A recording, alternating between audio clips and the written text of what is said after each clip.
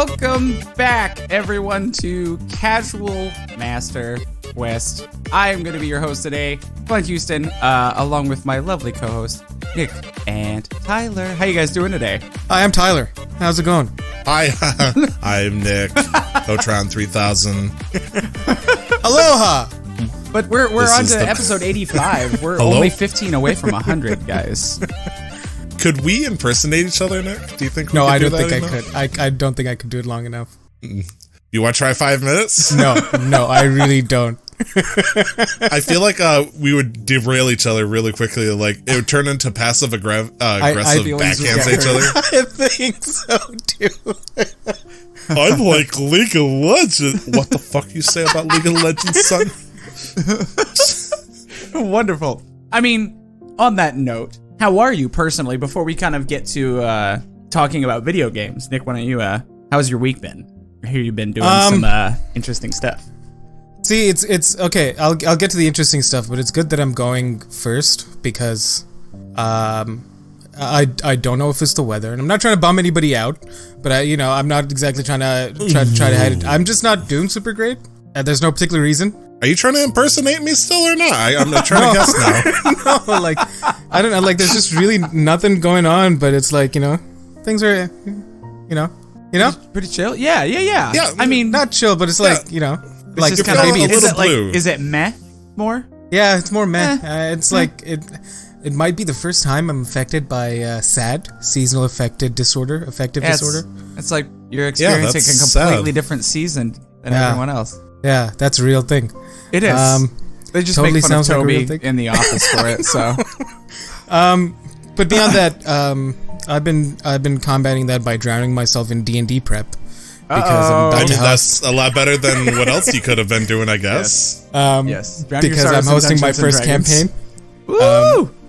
And so, what better way than to combat things that you don't want to confront by just hiding away from it and escaping into a different fantasy world?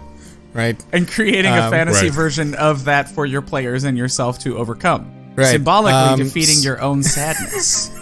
So I can't give away too many details just in case any of my friends happen to read this, listen to this or watch this. But yeah, no, it's been fun. I bought a lot of the source books, at least the main source books, the Player's Handbook, the Monster Manual, and then the Dungeon Master's Guide. Also because it'll force me to actually read something. So it's funny that you say that being somebody who's in college. Yeah, no, I don't do any of my fucking readings. I still do fine in class. I've gotten by in 5.5 years without doing a lot of my readings. I'll read when it's important. Well, I mean, I'm also interested to find out how your pictures. group got together. How did you get these people together similarly interested in jumping into Dungeons & Dragons for possibly the first time for some of them? All of them, actually. So I started playing Dungeons & Dragons through Tyler last April, so that campaign is still going. And then we started our own Dungeons & Dragons campaign sometime in September or October. And so my one friend in the group who I've known since I moved here, we've been friends. Essentially, we started at the same time. I started talking to him about it and that's forever. Telling him about my adventure, like how much fun I'm having. And essentially, with Dungeons & Dragons, it comes down to the DM, but you can do whatever you want. You can be whatever you want. You can do whatever you want. You can explore however you want. And then I guess he took that excitement to some of his friends that he has classes with, because the friend group I'm DMing for, they're all in the same faculty. They're all in engineering, and so I don't see my friend a lot because it's just different schools, different schedules. Same school, but different faculties. So I guess he got them to do like a couple of one-shots. There's a few bars here that do board games and tabletop RPGs, and then they have like one of their DMs that hosts their one-shots for some of the newer players. And so I brought up the idea. I told him, you know what? You guys are new. I'm relatively new. I'm experienced, but I'm still relatively new. I could probably maybe You got a couple of battle scars. Yeah, like I could maybe DM for you and it might be okay. He's like, all right, I'll ask them. He asked them. They're like, okay, cool. So we got it set up, and so heading out later tonight to get the first session underway. Literally tonight? Literally tonight, yeah. Oh my god, dude, I'm so excited. That's really cool. Yeah. So I told them like at least every other week I'd like to meet up. Can you live tweet your first Dungeons and Dragons session? You know what? If they're good enough and they seem like Put your phone like on your shoulder or GoPro it somehow. Just immediately streaming. I mean, if they seem dedicated to the RP, honestly, we could bring it up. I could like get it set up. But anyways, so I told them, yeah, every other week, 4 hours would be nice.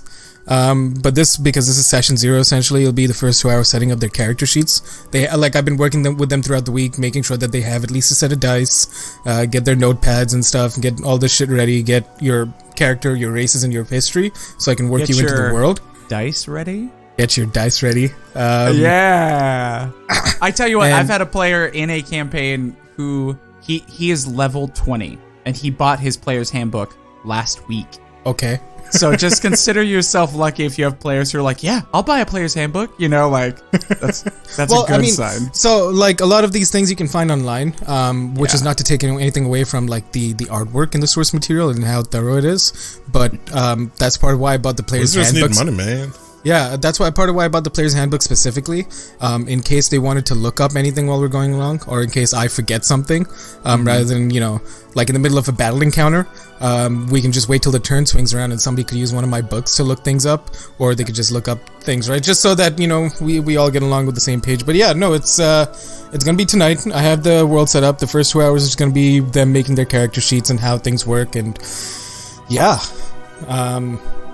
that's my week. D&D. So, yeah, really so cool. like I really haven't, because of D&D, I haven't played any traditional video games, or at least not as much. Not as much. Okay, you've cut it down a little bit. Now here's a little fun fact about the player's handbook, because you know D&D was released in 2015, 5th edition, after being play tested for about a year as D&D Next among the community. When they released the book, the artwork that is held within has a larger percentage of people of color and women than it does just straight white cis dudes. Because they wanted from the very beginning to make sure that everybody knew that this game was for everybody. Right, it's kind of like Magic the Gathering. Yeah. Because Magic the Gathering, it's not even like the focus isn't even on diversity. The focus is on people, and there's so many people that play these things, and they want to make sure that you're as much a part of the world as the world is a part of yours. Yeah, like I think the picture on the fighter page, one of the most classically played things, is a black woman, and you're just like, right? Yes, she looks badass. You know, anybody can be anything. So follow your dreams. Beautiful. Just do it. Do it. Make your dreams come true. Wonderful. Well, that's awesome. I mean, I know that it's been a sort of off week and stuff like that, but it's cool to hear that you're getting into something which could be potentially superbly bonding, because that's all D&D's been for me, is just bonding with people I now care very much about. So that'll be fun. A new journey. Yeah, I'm excited. Cool, man. What about you, Tyler? A new journey. Well, I mean, speaking of D&D, you've been playing a lot yourself, haven't you, Glenn? Oh, so much D&D. Always, though. Like, a group that kind of tends to be superbly inconsistent on how often they play D&D as of 2020 have kind of made it their own personal resolution to get together more often. And that's a level 20 campaign. So it's been a lot of fun to kind of reconnect with those guys. And I'm learning as a DM how to make a level 20 campaign challenging and interesting. Yeah, because I was going to ask, like, yeah, what does a level 20 campaign look like? You're just slaying demons and like gods and effectively, like in the last session before they did any sort of basically they were like, we want to play these players characters forever. Can we be like youngified or something? And because they wanted to literally go back in levels so they could continue playing their characters. And I was like, sure. So they like, after they defeated Tiamat, you know, the chromatic dragon queen, they got bit by these weird, I forget what the creatures are called, but they drink your blood, but they were invisible and they were sent there by a wizard while they were sleeping to steal their blood, not drink their blood. And they stole their blood and used it in a ritual to create shadow clones of them. And when they did that, it also enacted a ritual that sent the whole party to the Shadowfell and de-aged them. So they were level 1 like teenagers in the Shadowfell. And they stayed there for like 4 or 5 days. And then I was like, fuck this noise. They're going back, because what's better than a relative time gap jump? So like they were there for 4 or 5 days in the Shadowfell. They came back. It had been 7 years. And those clone versions of them had fucked up the world wearing their skin. So now they're going through like restoring their good name. They had like saved the world multiple times and now they're fixing things. And now the most interesting thing that's going on is that they are all the shift of us versus the world is now they've had all this time to role play and build these characters and develop a personality. Then you create conflict within. So they're having to deal with the choices they've made and how those conflict with each other because the world's not ending anymore. Now we can deal with things that we may have issue with each other. I think they've only got like one or two more shadow versions of them. They call them evil blah. My name is Evil Carl, you know. And then, so... Evil Carl. The shift in perspective. How do you know that I am evil? Maybe it's you with conflicting dilemmas. Evil Carl is actually a real person. And his name is Kharl, and he's an half-orc barbarian. A level 20 half-orc barbarian. And his evil twin ended up hating that he was being used by the people that created him, so he left and lived a life of isolation and swore an oath of peace, and now is they found him in a cave away from people so he couldn't be used anymore. And yeah, it was crazy. They actually converted him using divine intervention, and he became a paladin of Eldath, Oath of Redemption. So I wanted to present, it's not just that he's really strong and you have to beat the crap out of him. He's willing to die. He knows he's done wrong things. He wants to be redeemed. Are you going to give him that option? And so they divine intervention Eldath there, and she was like, yeah, he can. His heart is pure. I'll protect him from Asmodeus. It was great. Or sorry, Mephistopheles. Yeah. Oh, Mephistopheles does not like them. Anyway, so a lot of Dungeons and Dragons. That's just one group, and then your group is really picking up. You guys have. It feels like every week. I never really know what you're gonna do. I mean, don't worry. Neither do we. That's wonderful. It feels more like existing in a life than playing a game. You know? Yeah, so that's the part that scares me. Yeah, and I've talked about this with the two of you. I want to make sure that my players have options, but the first little bit's gonna be a little bit heavy-handed, just so they get into the flow of things. Yeah. But then if they convince me to no, we don't want to do that. Fuck you. We just want to go around and destroy shit in town. I'm like, okay, fine. How do I make it challenging for you to do that? Yeah. How do I just Grand Theft Auto fucking yeah, so I can only imagine, Tyler, the amount of times where you would, or any DM, the amount of times that you didn't plan for a scenario that the players force you into, and you're like, all right, what the fuck do I, okay, let's figure something out. And I'm like, that's part that scares me now, only because I haven't done it. You guys said, fuck it, I'm not going into the dark woods anymore. You guys said, fuck it, I'm going to stay up all night and go hunting for explosive barrels hidden amongst the city. I had no plans for that. Mostly it's during the battles that you guys catch me off guard, and it's like, oh yeah, I guess I didn't check that you had the spell, druid. And it's like, oh, you can do that. Twice now, Glenn, during one of Tyler's, during two different battles that Tyler's presented to us, I've had to use the Pythagoras theorem to figure out whether my spells could hit because they were above me. Yeah. Oh, yeah, in the last session that I played too, we had to use the Pythagorean theorem 3 times to figure out if there was range for the spells. It was amazing. I was like, this is the first time in 10 years I've used this fucking anything from my geometry classes. See, kids, in high school, math is useful. Stay in school. Oh God, don't stay in school. Do what you want.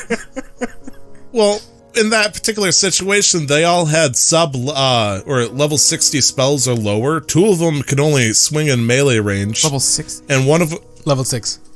I thought you said 60, and I was like, what? Yeah. No, they had range spells 60, up to 60 feet spells. And so this guy was flying, I think I said 65 feet in the air or some shit like that. Just above the range. And he just could cast Fireball, this wizard. So everybody was doing crazy math algebra throughout the week, and I'm like, I think these guys are gonna die. They can't do anything.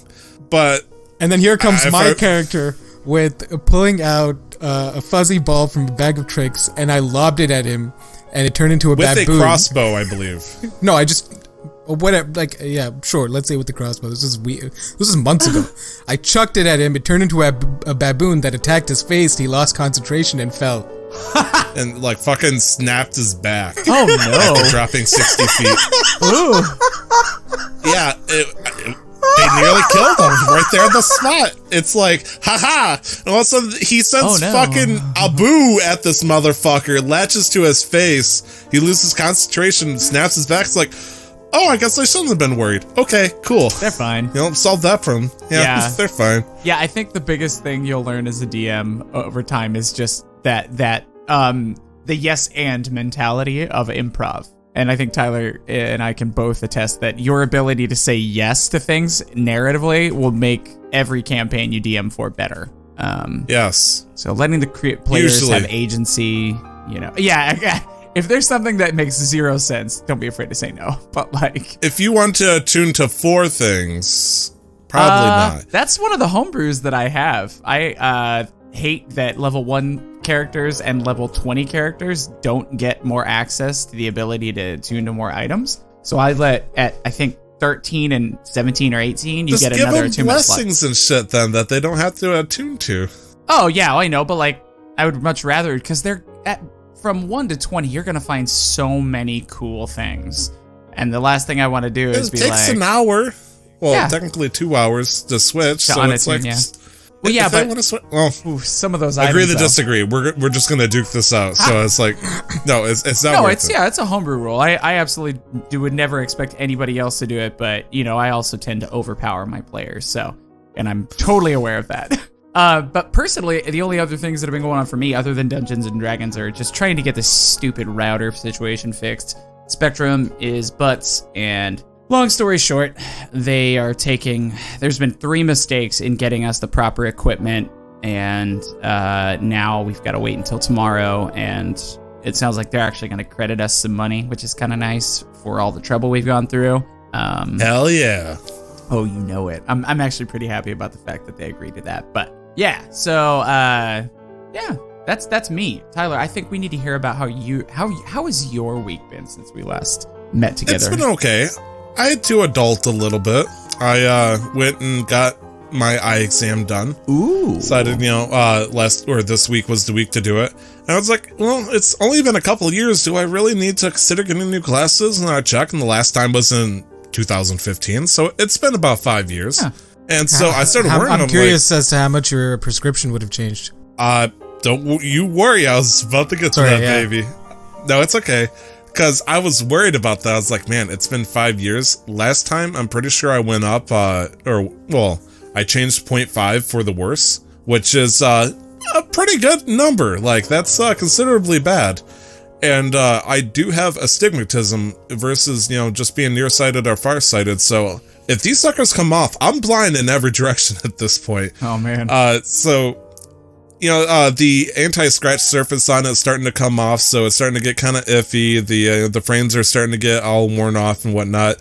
Like, I was like, man, I wonder if I can check to see what size, because they put the sizes on the inside of the glasses, like for length, width, and all that. That's long gone with these suckers. Like, they've rubbed off over time. Oh yeah. So I checked, and after the exam, good news, they did get a little bit worse, but over 5 years, they got 0.25 worse. So cool. The doctor was like, you don't even need to get new glasses if you didn't want to. Yeah. Oh, wonderful. That's good. It's not getting exponentially or more, multiplicatively added, whatever. Are you going to get new frames or new lenses just to kind of help these ones since the anti-scratches go on and stuff, or? Oh, Glenn, buddy, I discovered a whole new world and it was so exciting. The answer to that question is yes. Okay. At the Walmart, I did, it was kind of pricey, actually. I told him, I pointed out, it's like something similar to what I have now, but it's like, I want anti-glare, I want UV protection, stop blue light from coming through and all that stuff. And I got, a new pair. It's going to be coming in I think they said 10 days. And I said, could you give me my prescription in physical form? And because I was curious, I remember somebody mentioning you can buy glasses online. Mm-hmm. And it turns out, you can buy so much shit online. And it was super duper exciting. Is it cheaper than doing it in the actual store? So at the store, yes, first off, but in the store, usually you can use vision insurance and all that stuff versus, if you try to buy something online that's going to be made over in China that they aren't sure about, they're probably not going to insure it. So, for example, I believe the glasses I bought were around $150 total, which is, kind of pricey, but for something that's going to last me for 5 years, take it or leave it. It's going to make my life a lot easier. I went online and I bought 2 pairs of glasses. I wanted to go ones I would like to wear, and then a second pair, it's like, how cheap can I go, but they're still functional? So I went to, I believe it's called Zenni. It's like Zenni Optical or something like that is the website. And I managed to get a nice pair of prescription glasses, lenses and everything for, I believe, totaled out $48. What? With, I'm pretty sure, almost the exact same thing that are on these glasses. But they had a lot more customization. Nick, you had something. So hear me out. I'm not gonna take any power away from anybody to buy whatever they want online. I just personally, I could not imagine buying glasses as well as certain items of clothing online because I wouldn't know how they would fit or how they would feel. So the best thing for me if I had to buy glasses online would be go and find a pair, try them on in store, make sure they look good, and then buy them. Okay. And that's something else you can also do. They do sell some brands. I went to a Walmart Vision Center. Right. So, they have the basic stuff, and it turns out you can buy that online just as well. And it's kind of weird that you can buy it for a lot cheaper than what Walmart sells, but as it turns out, there's something from a Netflix series. Well, it was Netflix series. It's not owned by Netflix, called Adam Ruins Everything. Oh, and, yeah. one of the things that they did was, one of the topics was vision, where it turns out that one company owns 90% of all the brands and whatnot that is being done, and they can jack up the price to what they want. Yeah, it's kind of like with cigarettes as well. Yeah. Yeah, Marlboro. And so I was able to buy a pair. I decided I don't know which direction I'm going to go with each one, but I wanted to buy a pair for work and maybe a pair for here, maybe for home use or whatnot. That way I can let one get scratched up. But I realized that the pair that I bought online for $48 has a completely rainbow frame. And I think I might want to save it for this here instead. And they're going to be completely functional. So if I can wear that for the podcast, that'd be fucking funny as shit. Oh my God, that's amazing. So all that for $48 with everything I want, with the anti-glare and all that stuff on there. We'll see how well it turns out. The second pair, I think it was only $8 plus $5 shipping. Just a regular pair of red frame glasses. Just they're a little eccentric looking, but they're basic. They have my stuff, and I want to see how does an $8 pair of glasses compare to the $150 that I get. Right. So in the next few weeks, I'll get those glasses coming in, and we'll see what that looks like. Yeah, I'm excited. Awesome. Accessories are one of the few things that I ever get excited about when I'm shopping, especially because glasses have now become such an integral part of my identity. Right. I've been wearing them since I was fucking 13. Since I was 8. So me without glasses, I look like a lemming. I look like a thug because I got so much from sleeplessness. Yeah. I do this and I look like I'm getting ready to murder somebody or I'm going to do coke. Can I tell you 2 maybe whimsical stories about glasses? Sure. Okay. I just want to make sure that it was okay. You're the host. One of them is, you may get mad at me. When I was growing up, thought that glasses were cool because my mom wore them, my dad wore them, my brother has a lazy eye. Len? That's fucked up. And no, that's not the fucked up thing. My brother is legally blind in his right eye, so glasses were always in the family, and I faked my eye exam so I could get glasses. How old were you? I was 8. Okay. So sure. Anyway, another fun thing, and this one's more is my younger brother, like I said, we didn't know why. Growing up, he just tripped on everything, stuff that wasn't there. And my parents were just I don't know what's wrong. And then ding, ding, ding, parent award. They went, let's send him to the eye doctor when he's 4, right? And he goes in, he gets these crazy prescription, high prescription glasses. And when they were driving home from the eye doctor, my brother was just sitting in the backseat, just wide-eyed, open mouth, staring out at the window. And he was short enough that he was maybe seeing the tops of trees and houses and stuff. My mom was like, "Are you okay, honey?" He goes, "So that's what clouds look like." And so my mom was she's in that moment, I almost cried. And I was like, you should have. You let him trip over his own feet for 4 years. And anyway, glasses He's 4 are years wonderful. old. You make it sound like he jumped out of the wound trying to tap dance and then slipped on a banana peel. Come on. Oh, the kid tripped over everything. I can't just. Some kids are clumsy. The amount of times my sister fell out of a chair sitting for no reason. She wasn't doing anything. She just fell out of a chair.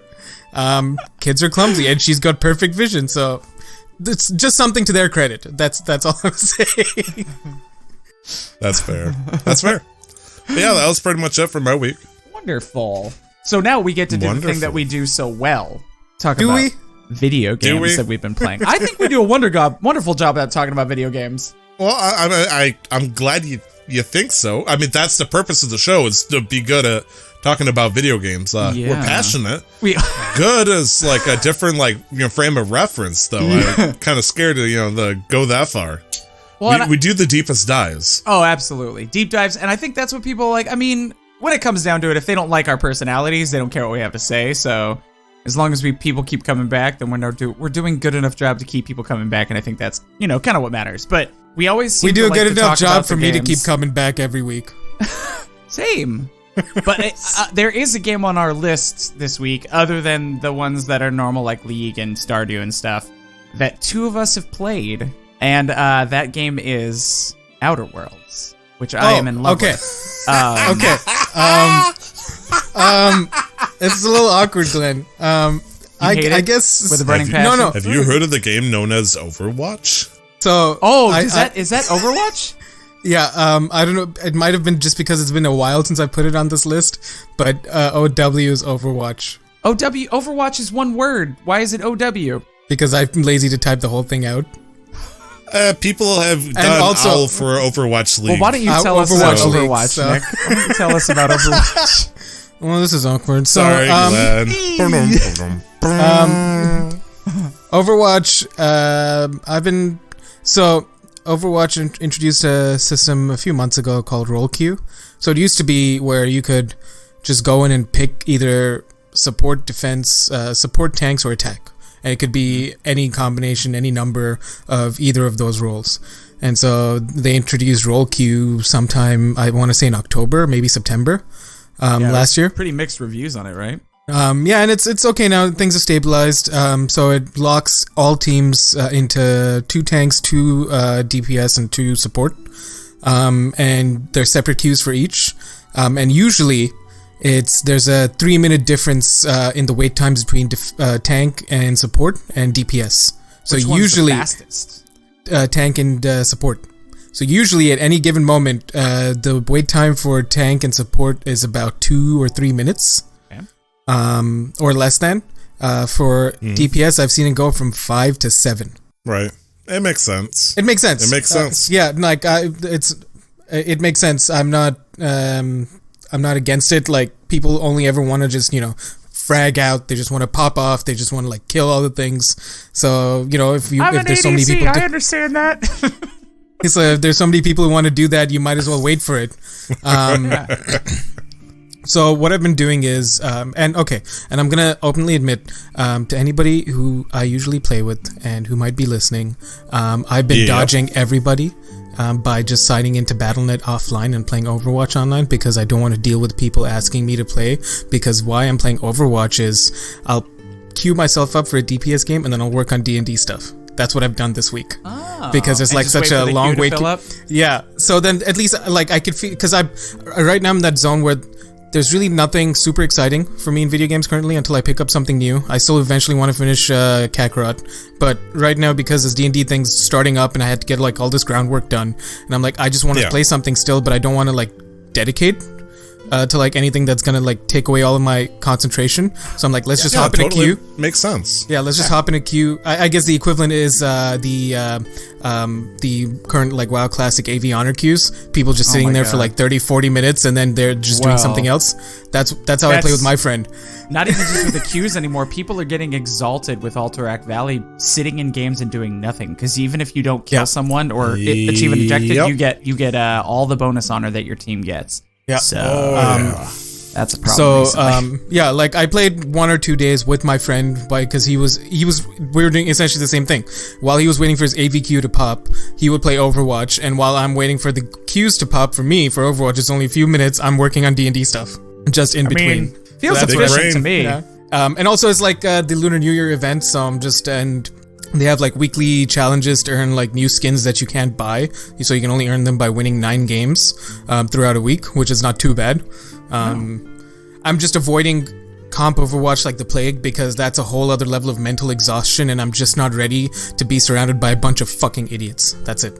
Because I take comp Overwatch way too seriously, and I think I'm way better than I should be, which I am in support, but in other roles I think I'm way better than I should be, and it just frustrates me because nobody's doing anything that I want them to do and they don't listen to me, and I'm just like, let's just remove that toxicity from my life, go into quick play, and just have a good time. Who cares about winning or losing? I'm just gonna play like how I want to. Heck yeah. That's some short-term narcissism right there. I'm well aware of it. At least I'm self-aware of that narcissism. In support, I am better than where I should. Like, yeah, when in you're support, in that, I am better where than I mode. should be. But in DPS, I feel like I think that I'm better than I am, but that's not true. Tank, I'm okay, but I just don't end up placing where I want to be, and that frustrates me. And grinding Overwatch rank is always been arduous, and I don't want to subject myself to that or the frustrations. So I just go into quick play. There, wonderful, easy enough.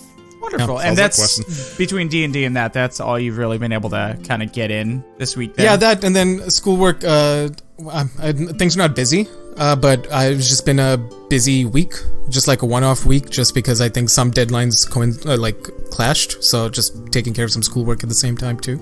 So yeah, that's just been me, just Overwatch. That's great. Glenn, you've also been playing Overwatch? Apparently. I just wrote mine all the way out. So no, it's okay. I'm making a joke on a joke. Okay. No, it's wonderful. I don't have issue with it. You're wonderful. I've been playing more Outer Worlds. I still love it. I think it's such a fun game. It's so cleverly packaged and presented. I don't know. I love it. That Stardew. WoW Classic. You guys know the game on both of those other two things. The big one. The movie. Yeah, you know all the stuff. The animated series. I don't have to explain more about Stardew and WoW Classic. I raid and I have a farm. But the big thing is Journey to a something planet. What is it? Journey to a Savage Planet. Journey to a Savage Planet is going to be. I'm going to be playing the heck out of it this next week. So next week I can talk about it. So I'm really, really excited about that.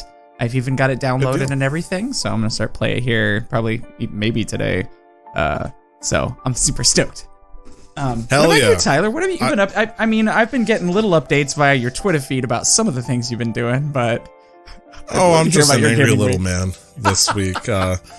Much like you, Glenn, you have a game downloaded that is new. Hopefully you'll be able to get into and talk about it next week. I too have the same thing with Warforged.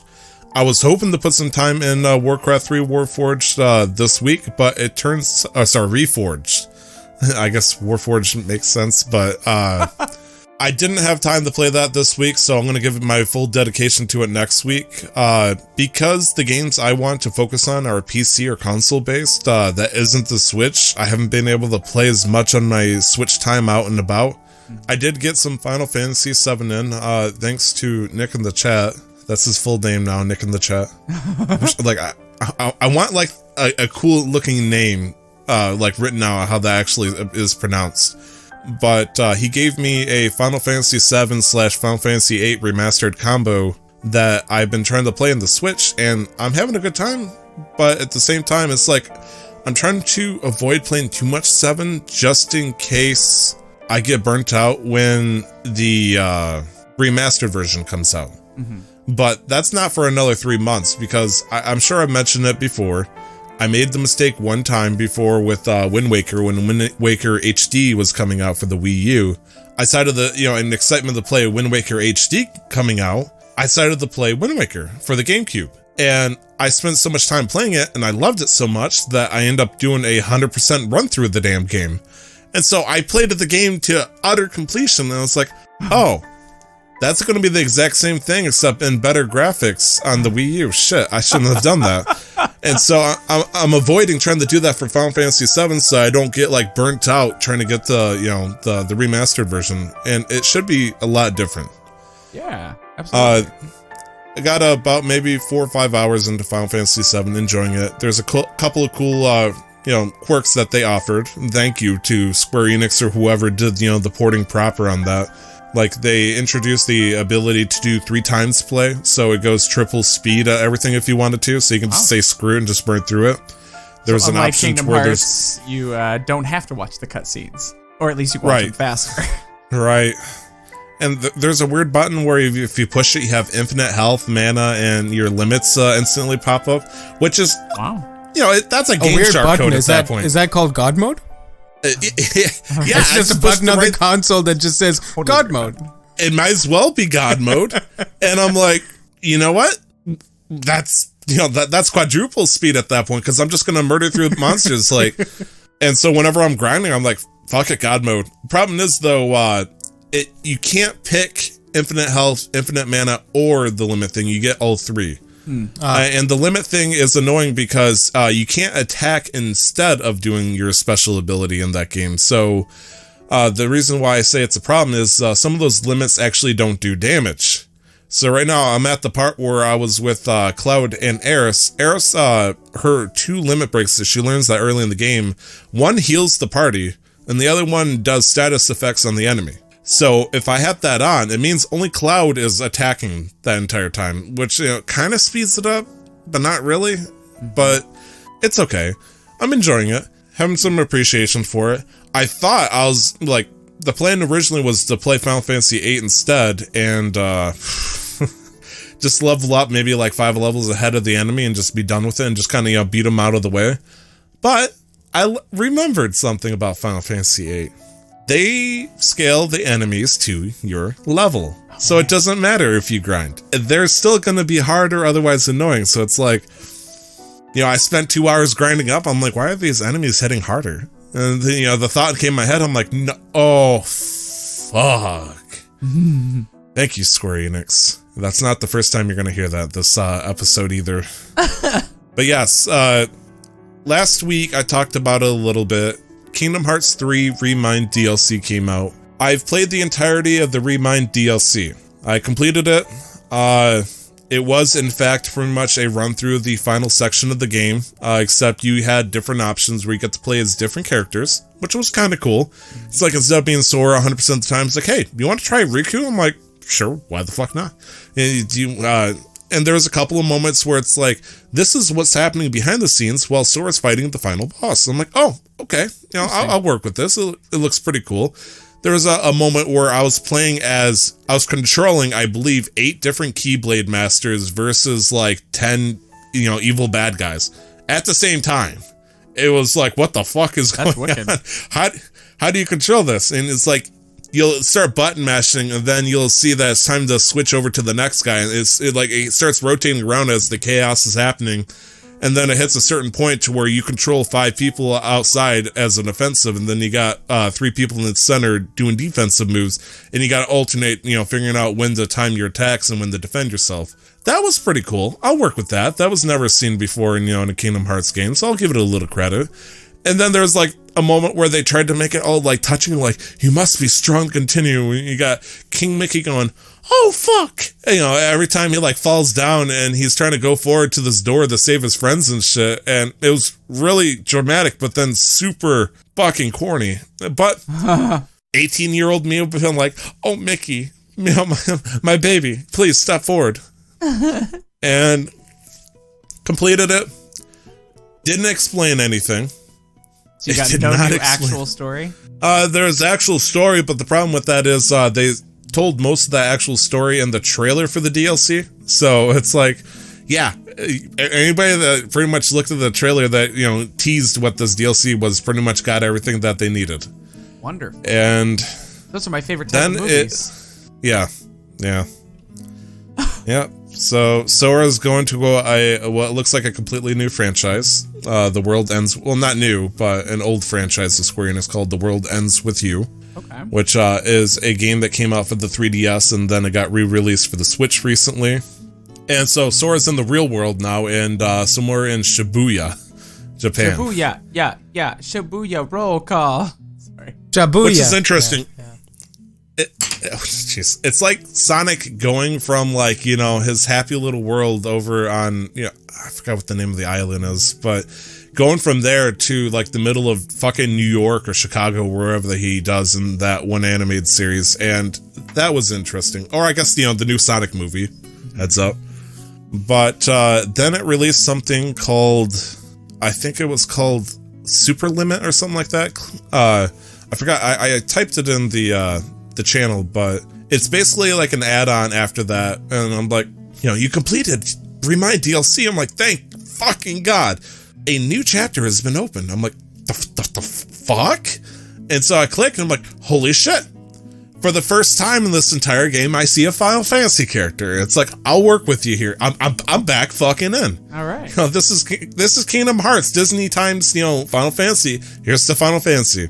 Well, there's actually like 4 characters that you interact with that have one sentences during this whole thing. So it's like, okay. And they were like, we found Sora. He was disappeared, but he came back. A year has passed. I'm like, a year? Okay, so a year has passed. And they're like, where's Sora? He's in the internet. What the fuck is going on here? In the internet? And they're like, well, technically, this is only the data of Sora we found. And there's a bunch of Organization 13, which is the bad guys of Kingdom Hearts 2. Their data is also in there. So it looks like the only way we're going to be able to access this to figure out the truth is by having Data Sora fight all the Organization 13 data. And so I'm like, okay, so I'm still playing as Sora, but this is like fake internet Sora. Okay. Like at this point, I start to get disenfranchised from this entire idea completely. He's in this game actually as a summon. What? Yeah. The problem is though, there's like 8 or 9 bosses that you can fight. I'm guessing 13 because, you know, organization, but I fight the first guy. He blows me up in 2 shots. It's like instant murder. I'm like, what the fuck is going on?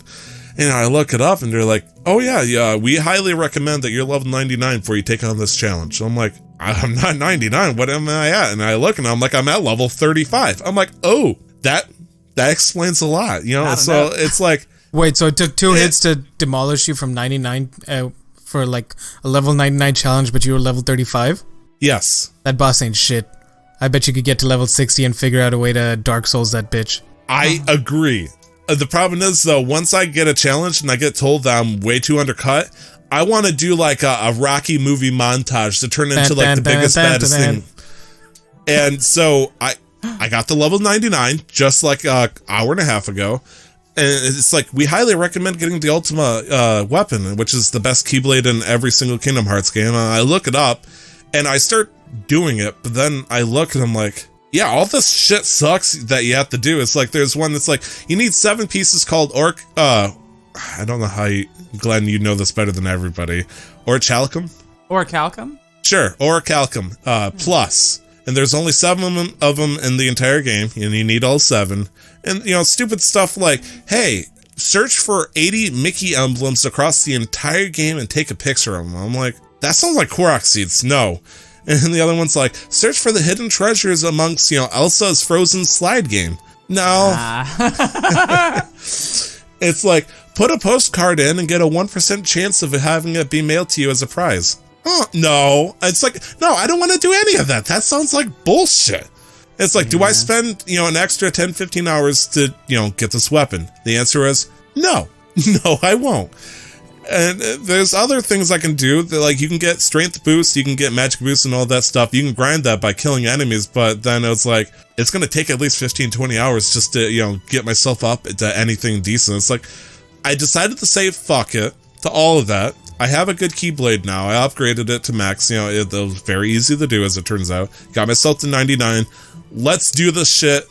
Limit Cut, I believe it's called the episode, and I said, fuck it, let's take on this little chapter. And I can't. Why? So in order to access the Limit Cut, you need to have a save file that was migrated from the Remind DLC. So what happened was, last episode, I had a problem getting access to Remind because I needed to have a save file that beat the game. Yeah. which I moved over and I was able to access that DLC. When I beat the Remind DLC, it gave me a save file that then I can use for the limit cut.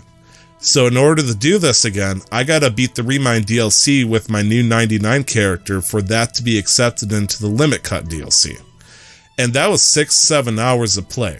And you've already bought this and played through the content, and it won't let you I beat that entire thing, and it won't let me go to the new one because I've already done it. But since my character was way too fucking low, I had to play through the DLC again just to get to the second part of the DLC. Even though it's separate. No. You know what that sounds like, Tyler? That. Do you hear that? What does that sound like? Do you hear that sound? No. It sounds like it's time for you to fucking put down Remind and play Warcraft 3 Reforged. Thanks, Square Enix. Thanks for charging me $30 fucking dollars to gatekeep me from my own DLC that I've already gotten to because you made it so fucking hard. I had to backtrack the get good, essentially, and grind, only to make me have to play through a DLC I've already done just to get to the hard stuff again. And I have no idea if I'm going to still get curb stomped. You know how frustrating that would be if I still died in 2 hits? Just comically? Because if the enemies scale to you... Not in this one. They're just tough. They're all set to 99 in this final section. And it's like, or I can go to YouTube and just watch the final fucking, cutscene or whatever the hell it is. Because honestly, I don't care that much anymore. That's my review. Fuck you, Square Enix. Anyways, yeah, that was it for my games this week. Okay. Well, I'm sorry you didn't can't wait for a Final Fantasy VII. I mean, I don't know. I just feel like you're a fan of the series, and it sucks to hear that you didn't enjoy it. That's all. So let's go. Let's go to the I wanted to say something, but then I blue screened when I was thinking of searching for happy memories with Kingdom Hearts 3. I can tell you one. When it came out and you finished it and didn't have to touch it again until the DLC. That was a happy time, wasn't it? That was a fucking happy time. I was happy with it. It's like, there's stuff that you can do after you beat the game. I'm like, peace. I peaced out. Guess what I end up doing because of this DLC? I had to go backtrack and do some of the stuff I did post-game. Peace. Yeah, I'm peacing the second time. Yeah. $30 fucking dollars for this shit. Yeah. If it was like $15, I'm sure it would have felt a lot more believable, as a price point, it sounds like. If it was $15, that means I could buy $15 of toilet paper to wipe all this shit I just had to get smacked with. Okay, but so, yes. but Tyler, how do you really feel? That is a wonderful think Kingdom Hearts 3 had 2 big questions in the game at the end. 2 big questions. The first one is, what's going to happen with Sora? Because something happens with Sora. For anybody that hasn't completed the game, you're like, the fuck is this? Something happens to Sora. That's not spoilers. It's just something happened. I want the answer to that. And we kind of know. The second thing is, which they talk about in the beginning of this game, as well as the last 2 games, there's a black box. The fuck is in the black box? That's all I wanted to know. They do not answer those questions because they want people to keep, what's in the box? They want to keep Metal Gear Solid asking, why is Snake in the box? Turns out it's Solid Snake. Solid Snake's actually the real, Xehanort to this game. I'm already half Xehanort, Hadouken. But they don't answer that. I thought this DLC was gonna answer that, but instead they're like, here's a couple of half questions just to keep you tied over. And it's like, I don't want half questions. I want some fucking answers. Maybe we'll give it to you if you... No! What happens if you pay $30 and do... No! Just answer it in the main fucking game. But no, I'll wait another 2.5 years. I'll wait for those questions to get answered. And then it turns out that they're completely trivial and it's not a big deal. But hey, there's 3 more questions. What the fuck happened to, Mickey's childhood? I don't fucking know. That's a made-up question. I'm sure, if Mickey's childhood can be unlocked for $30, by God, there's people that's gonna buy it. Buy Mickey's childhood back. Oh my God, yeah. Actually, it was kind of half explained in one of the worlds of Kingdom Hearts 2 because you do play when he's riding the tugboat in black and white. Whatever. Sorry. You're throwing me off now. No, it's okay. I'm a rabid bulldog at this point. Yeah, you're so fucking passionate. It's crazy sometimes. Passionate is a very interesting word for my fury with some of these situations. Because you're right, Glenn. It is a game that I do in fact love. Yeah. The series, maybe not the game, but I do enjoy the Kingdom Hearts lore. I got into it. And they, like, reading all the guides and the books and stuff, everything got explained in each game that they, were encompassed. The first one is, why is there Heartless? That gets explained in the first game. The second game is, what the fuck is, Organization 13? Why am I playing as a different character in the beginning of the second game? That all gets explained in the second game. There's a couple of questions, but they're not really that important to, make you think really hard.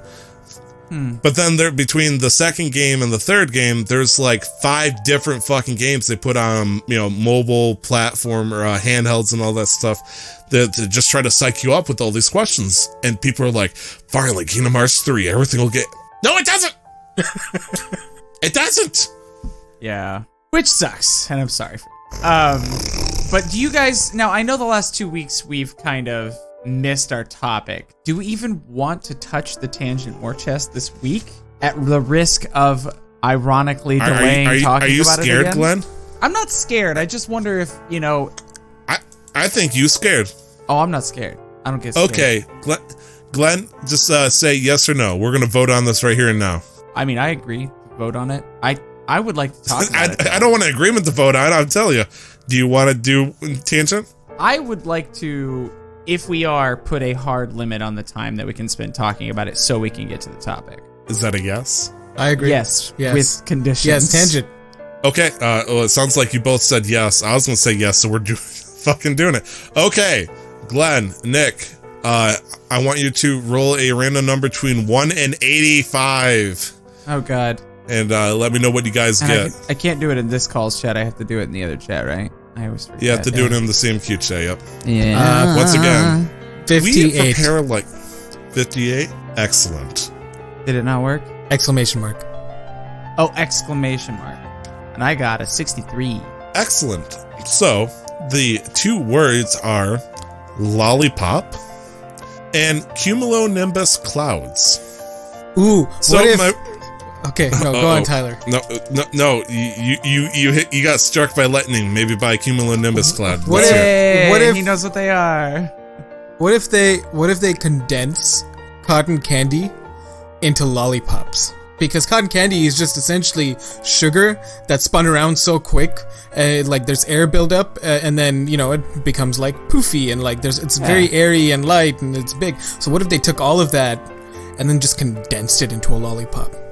I mean, it's both sugar, so isn't that technically the same, just in different forms, like ice versus vapor? Well, no, lollipop usually has more flavorings and a few other things, but cotton candy is just pure sugar, so this would just be like a pure sugar. So you just want a sugar stick? Just, yeah, but like in a lollipop form. I mean, wouldn't that just be a cotton candy flavored lollipop then? No, but this would be a true cotton candy lollipop. Oh, true Scotsman argument. Okay, you're not a true cotton candy lollipop. It's not just merely a lollipop with cotton candy flavoring or just sugar. It's actual cotton candy that's been turned into a lollipop. Cotton candy, yeah. Yeah. So my big question is, this is my first thought was, what would the damage be like if there was cumulonimbus clouds, kind of like Timefall from, I was about to say Stranger Things, but Death Stranding, where it just rains lollipops, like heavy ass lollipops. How much damage do you think that would do? Well, it'd be just like hail. Yeah, I mean, lollipops are pretty big, but they're also fragile. Yeah. Like hail is pretty condensed, so it's like, do you think it would do that much damage? Yeah, but I think, yeah, but falling from that height, anything would do enough damage. Like there was an episode of fucking CSI Miami, where this woman was just walking in a park and then she died because of something that fell out of the sky.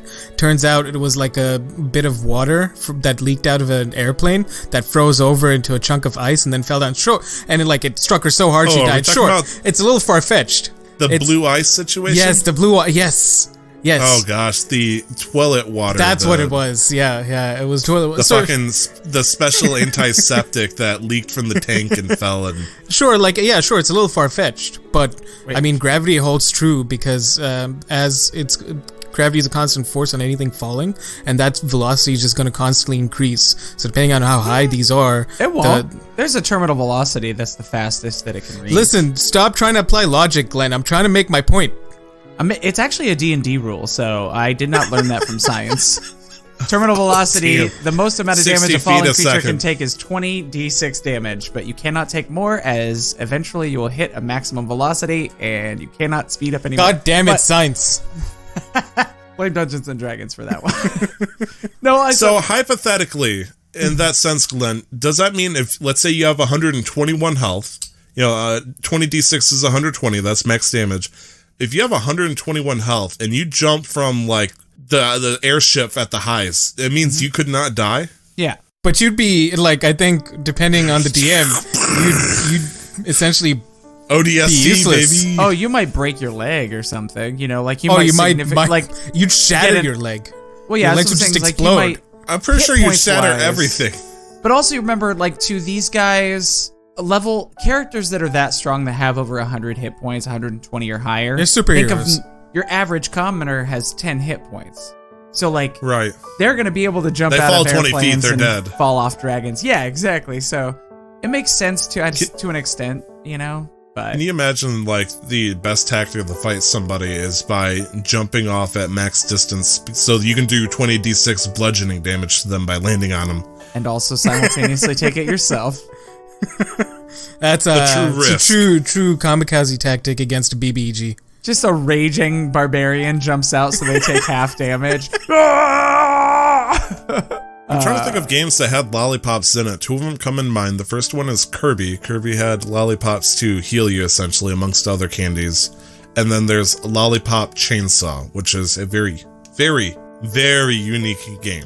For me, specifically. Isn't Lollipop that- Chainsaw the one where you're a scantily clad woman running around with a Killing chainsaw? With the Zombies? chainsaw. Yeah. Yeah, I believe with your ex-boyfriend's head attached to your hip or something like that. Nice. The reason why it throws me off is because before that, the voice actor that plays this lady, she's saying all sorts of very, very risque shit.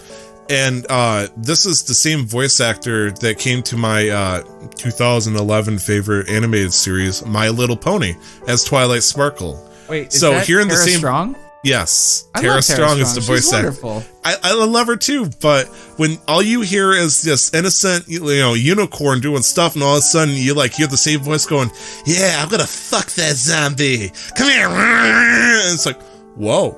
Yeah, as I can see, that really fed into your brony smut. I beg your pardon, sir. So, anyways, Whoa. I really like Clouds. Say he's wrong. Is I all That I was really- like that was like Orochimaru versus Four Tails Naruto, where he summons the 3 demon gates. That's how defensive I got right there. Like, I really like Cumulonimbus Clouds because I really, really, really, really love thunder and lightning. I'm and just there's a mostly story. happy that you both know what cumulonimbus clouds are. I learned something in school from I retained some things.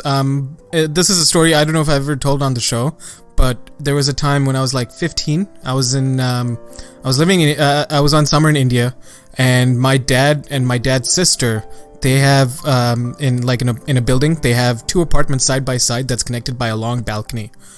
And so what usually happens at night is we'd lock both the doors that lead, from the balcony that go into each of the apartments, because of people, not that it's ever happened, or at least that I know of, but people can climb up and fucking steal and rob or whatever. But just in case, for security reasons. So there was one night, for whatever reason, everybody in the house, or some people were missing or on a trip, and it was just me alone in one of the houses, and in the other house everybody else was there. And we were all it was middle of the fucking night, and a cyclone hits, and everything was fine. There was no damage really, but then it was loud, windy, thunder, rain, there was flooding. I fucking slept like a baby. I didn't wake up once. My aunt, my granddad, they were like, "Is he okay? I hope he's okay. I hope he's not scared." And then they in the morning, I go out into the balcony. There's fucking palm tree leaves all over the place. It's wet, and I'm like, "Hey, something happened last night?" They're like, "Yeah, there was a storm." I'm like, "All right. Sick. Do we have any food? What's for breakfast?" That was one of my favorite parts about India, going back and then just seeing because I'd go back during monsoon season, so it was just constantly raining, and then my dad's hometown's on the coast, so it was a lot of coastal heavy rains and thunder and lightning, and it's my favorite thing. And I also really like lollipops. Yeah. Even now, give me a lollipop. really? Oh yeah. If I mailed you a lollipop, would you lick it on stream? Do just about anything for you, Tyler. Let's say that sounds like a streamer sending bath water to somebody. Ooh, I got a I'll buy you a little lollipop while you lick it on stream. See, and here I'm now expecting like a that penis-shaped was lollipop suggestive. because those exist. No, I would do not it. do that. I do it. I'd zoom in and I'd do it. I believe have that no would shame. be considered sexual. Yeah, but I think that would violate TOS. So just a regular lollipop would work. Okay, then I'll put it up on my OnlyFans. Okay, I thought you were gonna say I'll suck the lollipop. I'm like, Jesus, No. you just lick it. Good God, use the tongue. God, you're gonna choke on it. All Yeah. I think of in reference to this thing is there's a State Farm commercial where Chris Paul, you know who Chris Paul is? The guy that acts as random hazards. No, Chris Paul is actually a basketball player. I believe he plays for the Thunder now. Is hanging out with Okay. Oscar Nunez, who played Oscar in The Office, who is like their new spokesman. And he's like, doesn't that cloud look like a penguin? He's like, no, it's your house and it's being burglarized. Right now, look, they're stealing your TV, and they show the cloud, and it looks like either a little penguin laying on his back or a house with like a chimney and some smoke coming out of it. And now all I can think about is lollipop shit or like clouds shaped What? like Nick licking a lollipop. Like, Ouch. like Ugh. that's all I'm thinking about now. It's just that. It's like, look, it's, you know, a playpen. And then Oscar Nunez is next to me and he goes, no, it's your friend Nick licking a lollipop. Look, he's violating terms of service right there. Somebody call Twitch. Now, so I want to say for the record, there was a quote that happened before the stream where I quote, "Oh yeah, caffeine doesn't affect me too much." Meanwhile, for the first time in CMQ history, I'm watching Nick doing like weird horizontal licking motions, like he's trying to fend off like some kind of small dinosaur. I mean, it's only appropriate. He mentioned my name and licking, so I'm like, all right, let's give him the Nicky licky. Give him the Yeah. Nicky Licky. Give him the Nicky licky, Nick. I'm gonna give you a little Nicky licky. That's wonderful.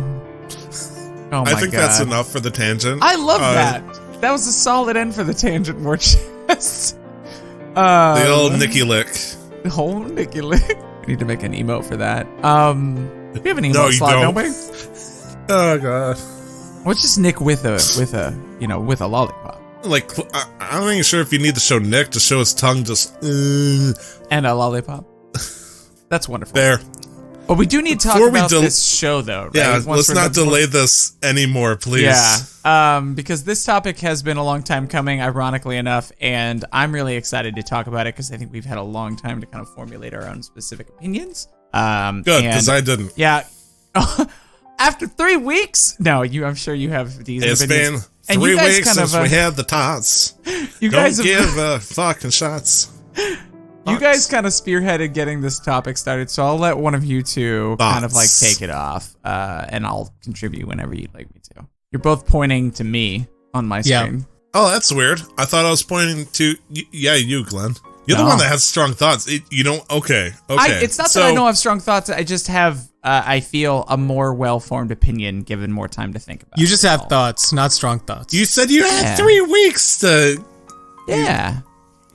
Oh, but you need 3 more minutes. Okay, so it's like the spirit bomb thing where it's like, I'm almost there, people. Just give me a few more minutes. People of Send Earth, me your lend power, me your everybody. energy. Yes, that's how I feel about it, honestly. Mostly because I know that you did a lot more like research than I did. Mine's all like feelings and stuff. I was wonderful at writing opinion papers in college, but Those feelings. feelings are great. I love feelings. Okay. I can tell you All my right. feelings first. Do you want me to just start with my feelings and then you can give us some empirical evidence and stuff? So there was a bunch of games over the past month or so that got delayed. The ones that come to mind is the Final Fantasy VII Remake. Marvel Avengers got delayed. Cyberpunk 2077 also got delayed. Oh, I need my Keanu Reeves. Ho ho. And just a little bit off the wall, the Iron Man VR also got delayed. Like a bunch of delays happened simultaneously, both for good and they're all good reasons technically. Some of them are kind of like, okay, that makes sense. Some of them just need more time to get work done. Some of them actually try to get released on the same day as another big title and they didn't want to fight over it. And some people just, I have no fucking idea. So the thought was delaying a video game. Now, the big quote everybody talks about, is by Shigeru Miyamoto. And I think it was so prevalent that I think in the beginning of like some kind of sad song I wrote at the beginning of a CMQ episode, it was a delete. Yeah, I was about to say deleted. A delayed game is eventually good. A bad game is bad forever. That was Shigeru, apparently not Shigeru, it was Shigeru Miyamoto. Thank you to whoever wrote that down, probably me. Whatever. So, what is the game that's been delayed recently for you guys that kind of threw you off? Or maybe just kind of made you feel sad? I think, Nick, we got the answer when you started howling, weeaboo style at a certain game. Cyberpunk. I'm happy. Have you had that it got delayed? Are you happy? I truly am, because I love CD Projekt Red, Projekt Red, because they're Polish, so it's a weird J. But I'm really like, with The Witcher 3 and how much I've eternally praised it, if this is what they feel is the best for the game, then so be it. I will follow them till the ends of the earth to play a product that they want to put out and make sure that we enjoy it. It's just I was looking forward to it, and now there's really nothing for like that time period around April. Yeah, it creates a weird vacuum. Yeah. Almost. What about you, Glenn? Have you had a game that got delayed recently? That was the big one. I honestly didn't know that so many games had been delayed. I just know the big one was that, because I was super, super stoked about it, because the preliminary reviews and the aesthetic of the game and the proof in the pudding, effectively, of what they've done in the past all looks really great. So that was the big one for me as well. I don't know if I'm so sad about it, because I've just got so much catching up to do. Just being a more recent returnee to computer gaming, that there's a lot of stuff out there that I just have yet to do. Like, I jumped on WoW, and now I'm going to try I think I'm going to try Warcraft 3 Reforged with you guys, and I've never played any of those. Are you sure? I was not going to twist your arm on it, but no. I've got a group of 5 guys that were all like, "Hey, we're buying the game if you want to play with us," because apparently you can play with up to 16 people in custom games. Yeah, something like that. They make pretty good burgers. What? Oh, 5 guys, get out of here! Fuck you, Nick! Get out of here! That was a good pun. Yeah, I appreciate that. But yeah, so for me, it was done with you. I'm promoting you. I can't believe you've done this. You offended me and everything that Okay, so for me specifically, just to touch on that, Glenn, yes, the campaign is single player. I think you'll enjoy that a lot. Mm-hmm. Maybe it might get you maybe a little interested into the retail, but if not, don't sweat it. Yeah. But yeah, the multiplayer mode where 16 people are standing across the map, plotting each other's demises, gets really hectic really quick. I prefer more like 5 or 6, but each his own. Okay. But if you got 5 other people and you want to fight, 5 AIs that know exactly what they're doing, yeah, good. For me, a game that got delayed recently was, I believe I said it already, Final Fantasy VII Remake. But after my wholesome positive reviews with Square Enix recently, I'm okay with this. Let them take their time. It's like, how many pieces can one video game publisher break a heart into? I don't want to know. I know. Let's call up EA. Yeah. I'm pretty sure anybody that's gotten their heart broken by EA come back with a heart made out of titanium. It's like, break this. My expectations are so low, I came with a shovel. That's wonderful. Yeah, they destroyed Mass Effect for me. Nick's chuckling. I haven't gotten the full-on laughter yet, though. I'll get that one joke. Don't you worry. That's good. So, consensus then. I mean, obviously, we're okay, it seems, with that because of how we've been burned. But do you think as a general policy, do you think that they should have to let us know why? Because what if they just don't want to release it and they are literally doing it to make us want the game more? What if it has nothing to do with whether or not the game's ready or not? I mean, there's been times where games have been delayed. That way they can be set in the new quarter, essentially. Okay. Where it's they're doing great on this, this year. It's like, wow, we're doing great. We got a game coming out. It's like, but we have absolutely fucking nothing next year. Shit. What are our stockholders going to say? And then you see the light bulb and they unscrew it and they, hand it to the shareholders saying, hey, we're going to delay it to, first quarter. That way you guys, are happy. And then that way we got, good money. It looks good for us and all that kind of stuff. Okay. And, it sucks that sometimes you're right. It's for money reasons. And, Mama always said, make somebody wait if you want them to enjoy your cooking a little bit more. That brings two thoughts to mind. So one of the courses I'm taking this semester is a business course, and we're actually going over some like basic business terms. And one thing I learned was that with a public corporation, they are legally required to generate profit for their shareholders. Now, they have legal obligation. And this legal obligation is more monitored by shareholders. This is just very like rough paraphrasing of what we discussed. It's not actually monitored by like any external committee, but it's more by the shareholders, right? That's why they have AGMs and investor calls that they put out for the public and stuff. So that makes sense why they would do that, because then you'd also have to think about it similar to like how movies do it, film studios do it. Like they'll push out, like, if you have the new Justice League movie coming out, new Avengers movie coming out, and it's going to be ready to release in May 5th, but one of them will delay it because they don't want to compete, because they want to make as much money as they can. Which is why this is why, leading to my second point, I'll always hold on to this conspiracy theory, because EA were the publishers, they sang Titanfall 2 on purpose. By putting it the week before Battlefield. So, but coming back more to the topic with delaying a video game for the purpose of making it better, I'm all for it as long as they communicate why, which is always going to be important with any kind of community for a long-running series, like with Destiny 2 as an example.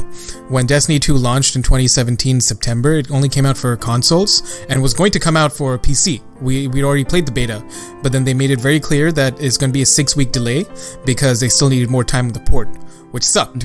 Because anybody who was only aiming to play on PC would now have a 6-week waiting period. Or a 6-week head start. Well, we didn't have cross-save then, so you'd have to start fresh. True. Right? True, but I'm just saying, like, you'd be able to get to the first raid or whatever got released, 6 weeks before anybody else could. Yeah, like, you couldn't compete with each other. It wouldn't be unfair from like a competitive standpoint, but well, I mean, in that case, it would be fair because it's all consoles. But no, I think the Destiny 1 was on console, so the biggest player base was on console. True. So PlayStation 3 and so it wasn't like it was it sucked. But then when the game finally came out, putting aside all like the issues with story and all the other like lack of content and stuff, the core feel of the game was worth the wait. Because Vicarious Visions did such a great job on the port and bringing it over. So in cases like that, yes. And then you can clearly see when some games need it. Pokemon. When they need to be delayed and the wait so that things can be worked on properly. What are you talking about? They found a solution to that. Yeah, just claim that it was too hard to import all the models but do it anyways, but not do the full thing because you didn't have time, because you had deadlines to meet for shareholders set by the anime and the TCG. Yeah, they had their reasons. Well, at least they brought it to us, they explained all the blank spots in the maps and they gave it to us all for free, right? Yeah, no, definitely. Okay, I'm not gonna fucking talk about Pokemon.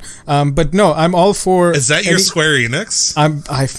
I think we made that clear when the first game came out. So several winters ago. So, I think even going beyond this, I think at least that I can remember, the last big game that was announced to be delayed was Doom Eternal. It was supposed to come out in November last year, but it got delayed to later this March, and people were not super happy. But in general, for anybody who understands, anybody who has some common sense and has learned about how jobs in general work, they're like, right. Okay, sure, thank you for telling us. We're now going to wait for the new date. It kind of sucks, but I'm not like I'm not gonna fucking destroy things. Like, okay, you've told us why, it makes sense. And with all the recent news about crunch time and making sure mental health conditions, working conditions, not forcing people to do fucking 80-hour weeks because a publisher doesn't realize the unrealistic demands that they want to set. I think it's all for the better if games have to be delayed, especially when they don't have other franchises to answer to. It just makes it easier to delay them and make sure that quality is up to par. Because now we're getting to a point where it's either early access or free to play, or it's just a standalone AAA game. I think those are the main. Maybe this is the beginning of starting a precedent that's more healthy, because the precedent is currently work the team until they're, literally experiencing post-traumatic stress disorder and then ship them off or shut down the company.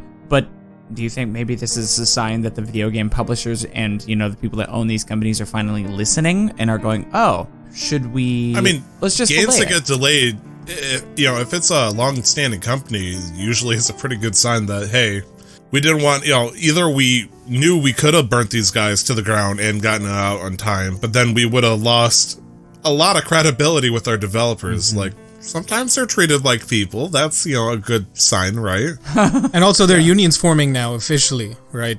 So, and they're like legally, they're now becoming aware of actions that can be taken against them, like looking at the loss. We'd have to follow up on this actually.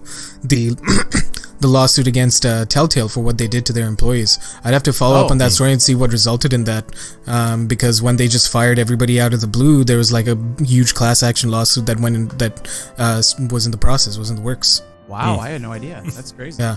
How do you feel about games that get delayed, or versus like games that get released on time, but there's like huge day one patches? Like we're talking, you've seen those games before where you'll buy a nice disc, you'll pop it in, and it's like, hey, there's an 8 gigabyte patch. We forgot to put in a graphic, or they DLC it in later, which is sounding a little bit similar to what we were talking about earlier. I mean, not to raise your blood pressure up again, Nick. No, I mean, like again, these are things that I don't think you could ever account for. These are things that we would not know whether we should be upset about it or not unless we knew exactly what was happening, because it could be as simple as because the test units that they probably use and have are in pristine condition.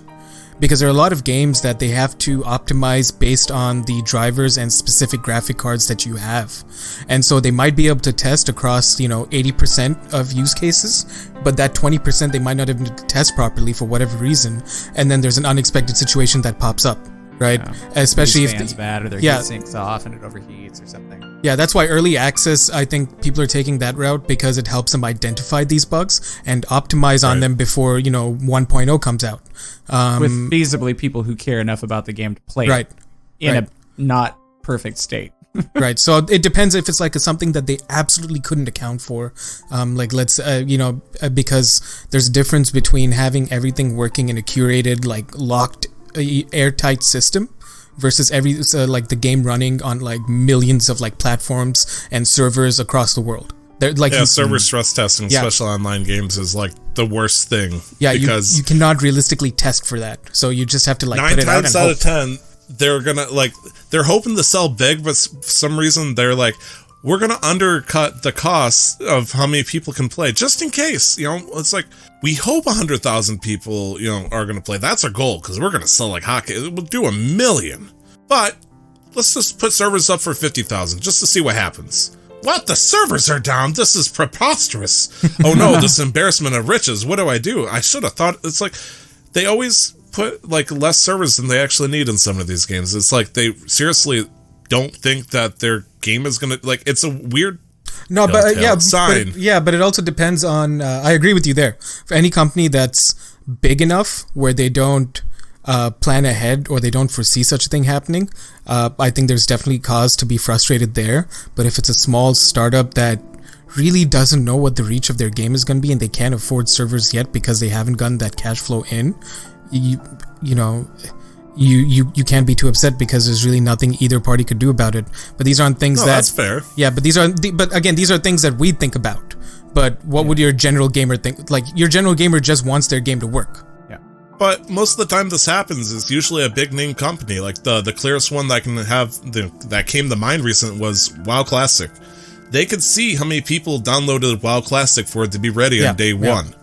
But how much of the servers did they a proportion over to it? Yeah. And suddenly everybody had, like, God knows how big. I don't remember how big it was. It was so bad. Giant ass queues. And it was weird because they're like, well, we know, 2 million people are going to want to play, but maybe they all don't want to play, on the very day one.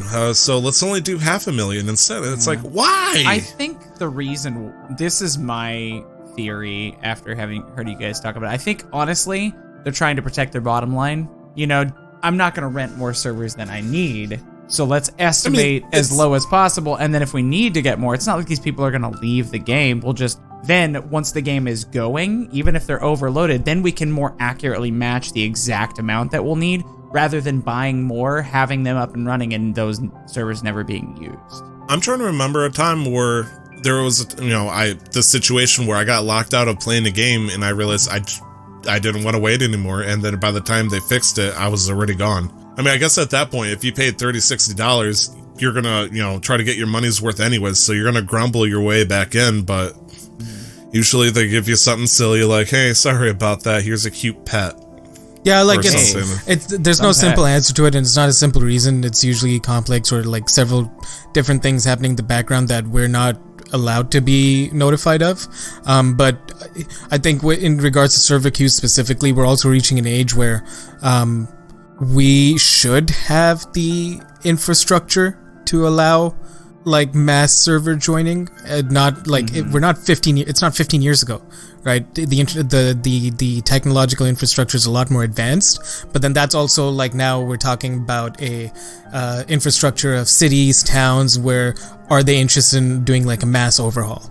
How much money is that going to cost? Right, there's a reason why things like what's that fucking the Google product? What's it called? Stadia.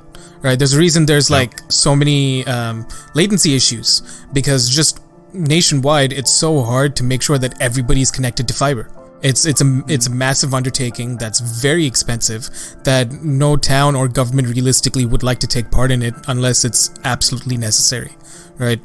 But then countries like South Korea have laid down the base infrastructure so well that Google Stadia would run just about perfectly there because they're all just super like everything is so well connected that they wouldn't have to worry. But that's an easier case because it's such a smaller plot of land and it's a little bit more cohesive in their decision making and stuff. Yeah.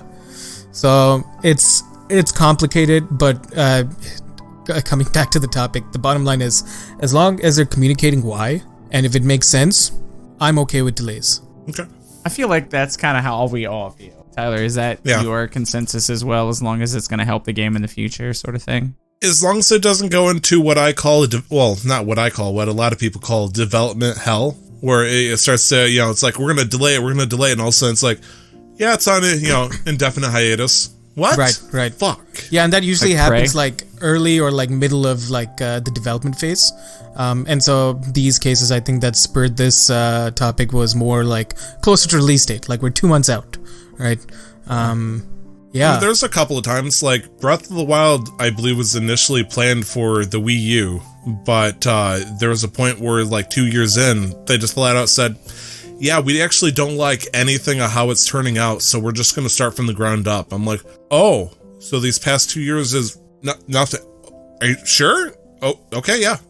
So we had to wait, another 3 years. It was kind of scary, almost intimidating to hear something like that. But it's like, it turned out good in the end. It's just hearing completely scrapped. I was like, well, we know in our heart of hearts, Zelda, of all games, is not going to go into development hell because, well, Nintendo likes money. So how else are, how else with, meanwhile, Mario. I mean, they like quality storytelling. Yeah, and like speaking of my limited time as like, with all my coding that I've done in school, any time that you've reached a point where you're like, we've spent 2 weeks trying to make this project work, we have a week to the deadline, this isn't going to work, it's one of the scariest fucking times. I've had that happen a few times and we've had to start from scratch. It's horrible.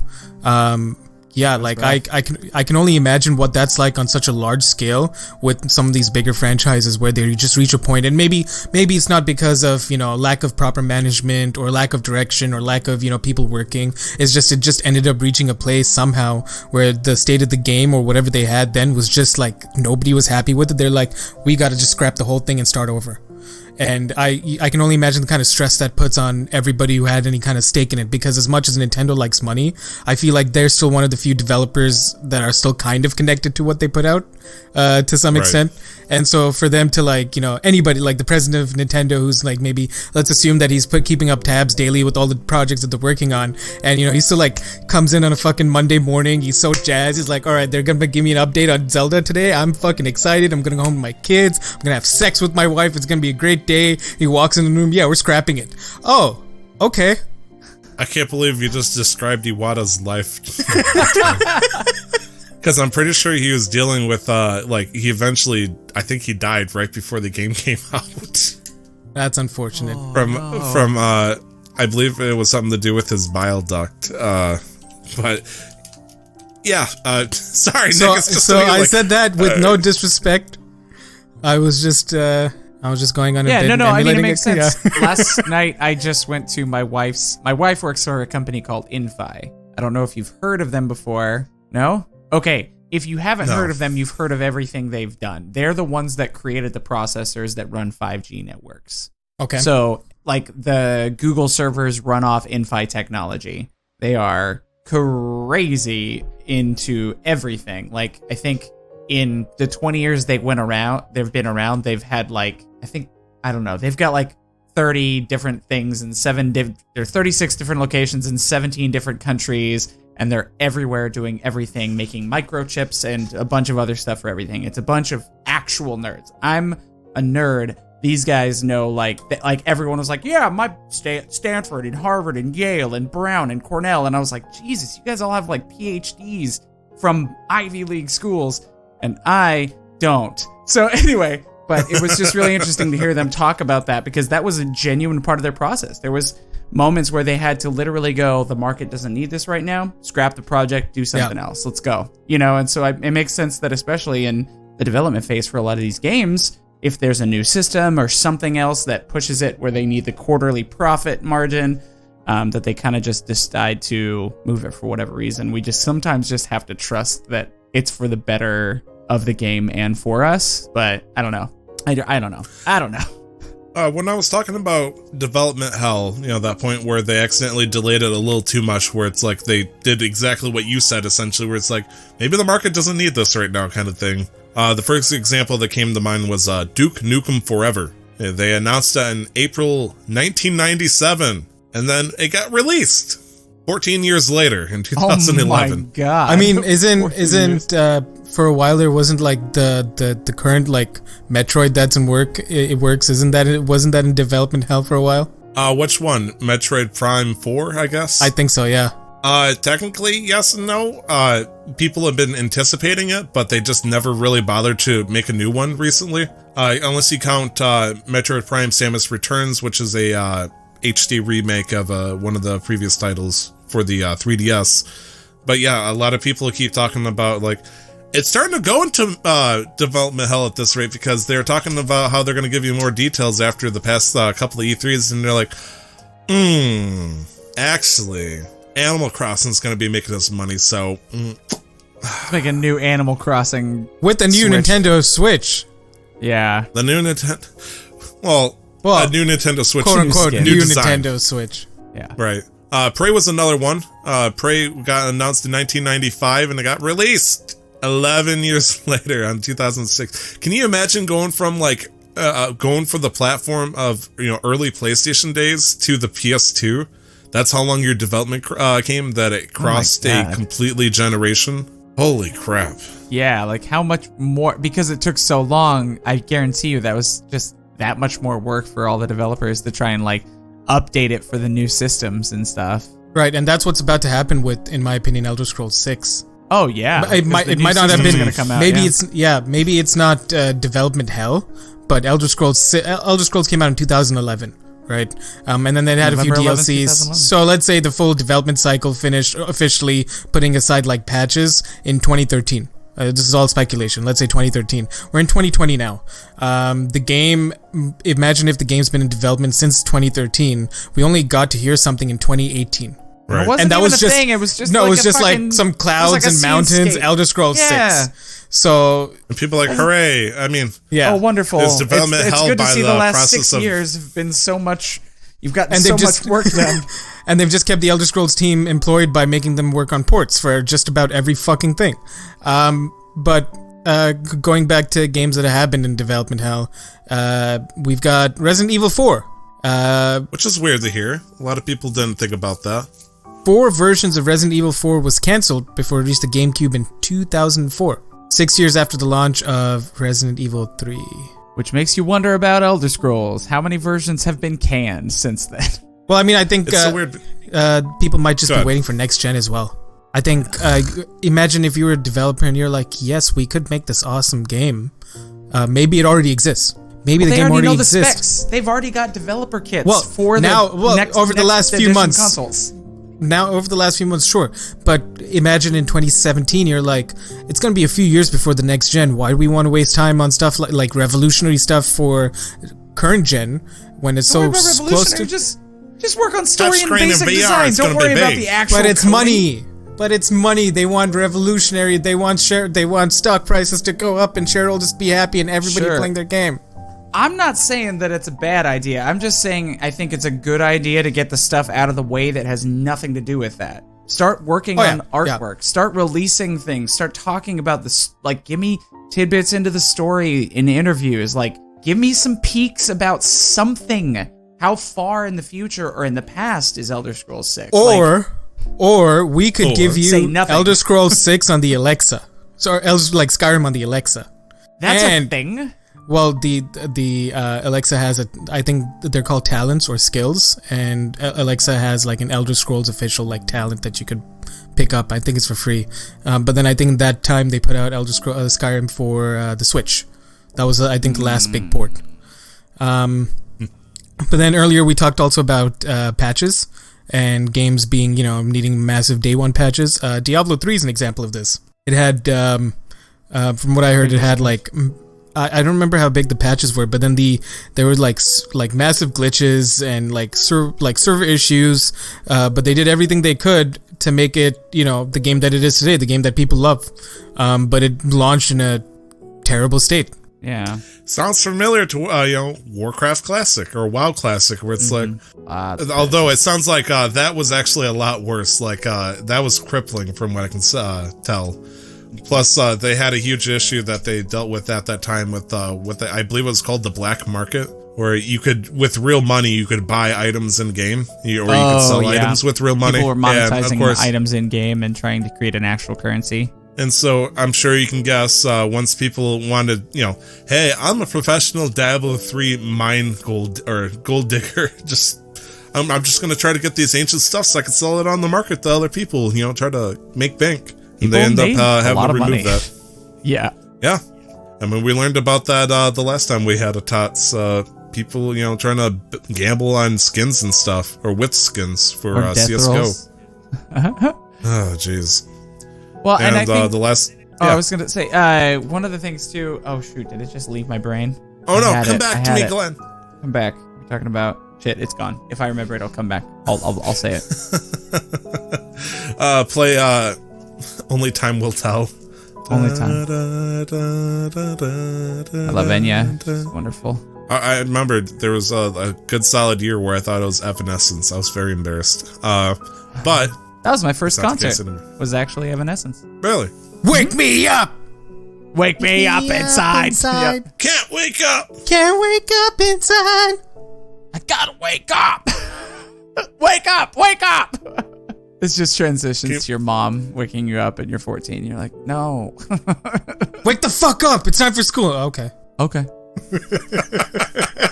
Wonderful. So it sounds like we're done talking about this topic in specific. Is that misguided of me, or do we feel good about that? You're the host, Glenn. You take it away. I feel great about it. As long as we covered all the bullet points. We all, I think, agree on this. It's fine. Yeah, everything is okay.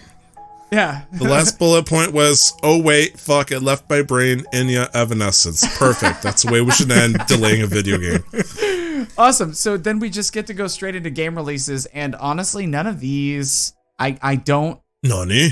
I don't. There's the nice way to say this. I don't care about any of them. So I don't know if any of these are particularly important or interesting to you. That sounds like gamer privilege. I don't know about you, Nick, no, but that sounds like gamer elitism. Well, no, it's just, I don't care. It's fine. I've never heard of these games because they didn't pay enough advertising, so therefore they're not important enough for me. Not a true statement at all. I love Stardew Valley, and they spend almost nothing on advertisement. So. Oh yeah, did they pay you to tell that? Did they pay you to tell us that? Yes, Concerned Dave, you're welcome. Thank you for the paycheck. No, he does not give me money for that. Yeah, but, I have one unpublished friend. That doesn't make me elitist. No, not at all. All right, I'm gonna take the lead here, Glenn, if that's okay with you. Oh, you got it. Go for it, brother. Almighty host. Yay! So I thought starting. you were gonna call him Almighty Ho. Also true. Starting That's also accurate. February 4th, we have 3 games on the list, and they all come out on the 4th of Feb. The Dark Crystal, Age of Resistance Tactics. This looks like an RTS. It's a weird looking RTS that's based on the movie or the TV show. It is a There's a movie limited called series The on Dark Netflix. Yes, limited series on Netflix that I don't think we got here in Canada. Oh, it's so good, bro. It is a strategy RPG that's kind of like isometric top-down. So think like XCOM style, but then you can move the camera around fully. Yeah, that comes out on the 4th of Feb for PS4, Xbox One, PC, and Nintendo Switch. Yes, Tyler? This wasn't. I'm looking at it. It gave Mario plus Rabbids vibes, except more fantasy-like. And he said this was by Jim Henson. Oh, the guy yeah. in charge of the Muppets. Oh Yeah, this was so the series. There's a movie and then there's a TV show as well. So I'm assuming he's the creator behind it, and so they're just making a game based on the TV show, I guess. Yeah, the Age of Resistance. But there's is no actually strings a on the prequel characters. to the film that came out in the 80s. Yeah. So It would have been funny if each of these characters had like a hand up their ass or something like that, just to portray that they're all puppets. But hey, I'm not a person for realism. This is fantasy, right? it absolutely is. Next game on the list, Monster Energy Supercross, the official video game. Monster Energy Supercross. February 4th, Official PS4, video Xbox game One, 3. PC, Nintendo Switch. This is a racing game, I guess, with Monster Energy, the drinks, in collaboration with the people, I guess, that made this game. So moving right on, Zombie Army 4, Dead War, February 4th, PS4, Xbox One, PC. This is a video game. It is a shooter game, as you By the might people guess. who made Sniper Elite. Yes, indeed, by the people who have made Sniper Elite. It is a campaign for 1 to 4 players in 1940s Europe, where you have to fight to save humankind from undead Armageddon. So, if this seems... I feel like this area has never been touched before, so I'm interested to see how they touch the new market. Tyler, I will tell you, surprisingly, Tell me. this is the 4th in the series, so it has been touched before, but only by them. I want to say, if I may quote verbatim, they say in all red letters in this, shocking new campaign. The resistance has defeated Zombie Hitler and casted him into hell. But the dead rise again with greater hunger than before. So, sure, I guess we'll agree to disagree there. Maybe this is untouched material that we've never seen before in a new market to expose the world to. Because who's worse than Hitler? Robo-Hitler. Robo-Hitler. Devil Hitler. Devil Zombie Hitler. Devil Zombie Hitler. Devil would Zombie be quite- Hitler riding a zombie T-Rex. Oh my God. With the machine gun. Ozdophius. That barfs up zombies. The T-Rex has the machine gun. Oh shit. A Watch zombie out. T-Rex that barfs up more zombies. With the machine gun. Zombies have machine also guns. with machine and guns. the T-Rex also Zombie has armies. machine guns. Instead of arms. Those arms are useless anyway. We're helping him out. His little tiny STG 44 is just. The zombie T-Rex also breathes fire, so in essence, anytime he It breathes fire too. yeah, so anytime he burps out zombies, they're just on fire zombies. Yeah, that's Straight amazing. from hell. I love it. Amazing. So that's it for games coming out this week. It's slow, still slow. We're in delay hell, I guess. Talk about that slow. We got new territory here that's completely tapped. For the 4th time. Wonderful. For the 4th time. New territory tapped for the 4th time. What? It's Zombie Army 4. We killed them all, so they're coming back again. Again. It's like they're undead or something. Shouldn't dead people stay dead? Unless they're undead. Wait, no. Undead Constitution. I almost accidentally stepped into politics there with black magic. Anyways, So now we need to Voodoo talk Mama about Juju. the day that this is coming out, which will be February 3rd. What came out on that day? Now, one of these, they're both pretty recent. Yeah. And they're both Nintendo Wii games. So my Nintendo Well, by boys, Nintendo. you Checks take out. it. You take it. Because Tyler, only that heard first one game of you them. put there. I'll take it. Yeah, give it to me. Just let me have it. Tyler, that first game you put there, I was wondering I'll show you if the I Nicky should. lick. I was wondering if I should put it up, but I wasn't sure if you played it, so I'm glad that you put it up. Are you talking about the first one, which is Yoshi's Woolly World for the 3DS in 2017? Indeed, I am.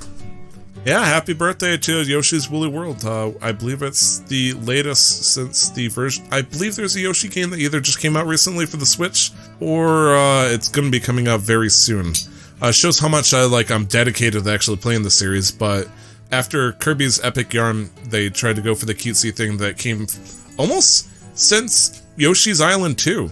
Yoshi's Crafted World came out in March last year. Ah, okay, that makes sense. And so, they've gone for this kind of aesthetic.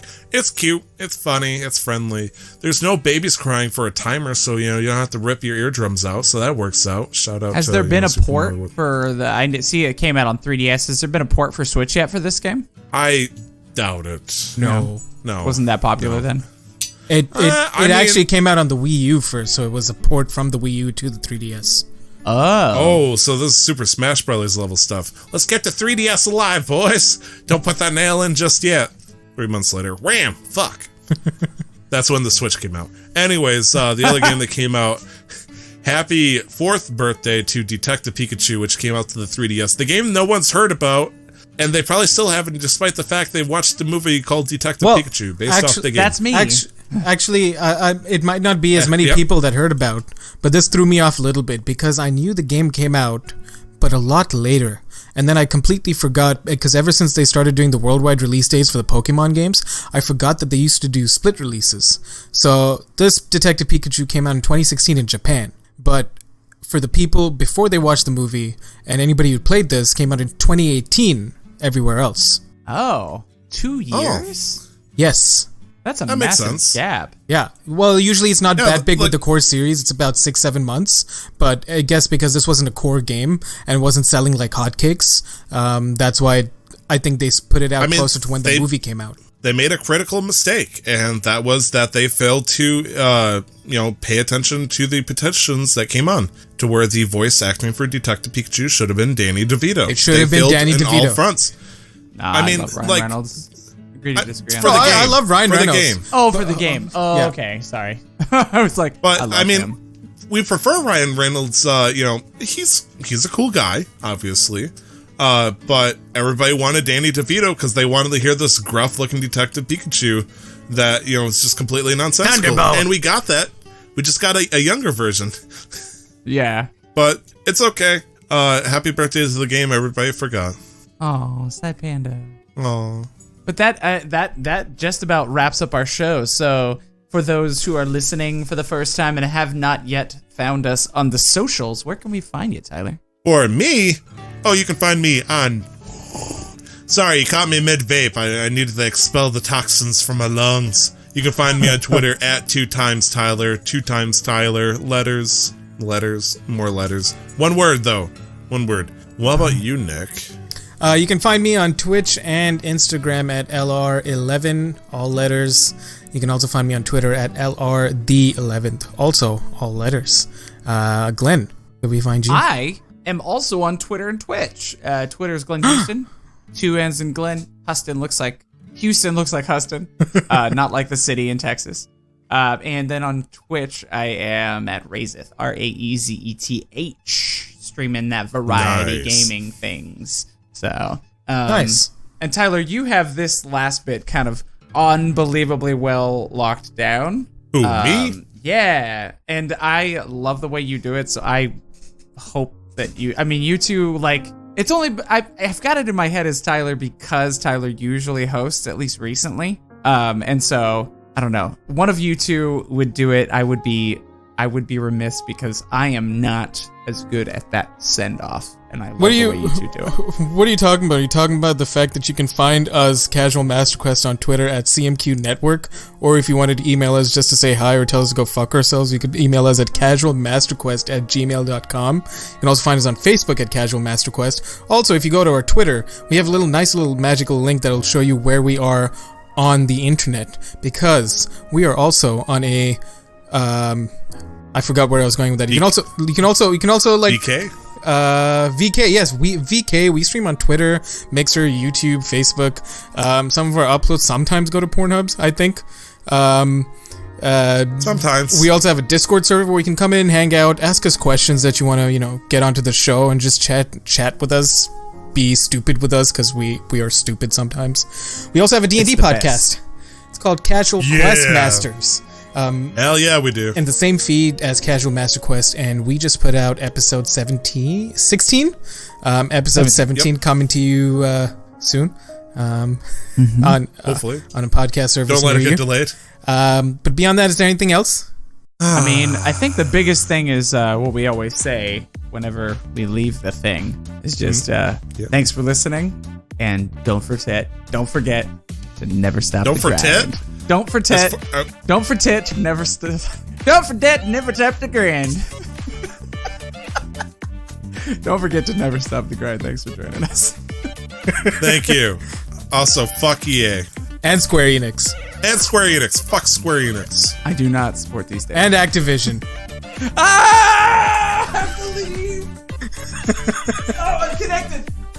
He's connected. He's one of them now. He's an agent.